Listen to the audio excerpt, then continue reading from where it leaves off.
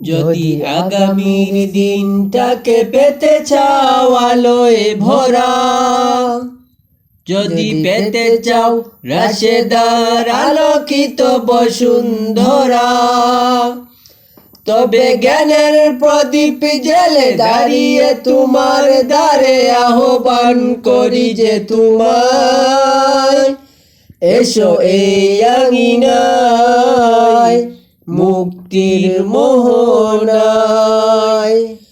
লক্ষ প্রাণের বিনিময়ে পেলাম স্বাধীনতা, তবে কেন আজ মৃত্যুর দ্বারে কাঁদছে মানবতা?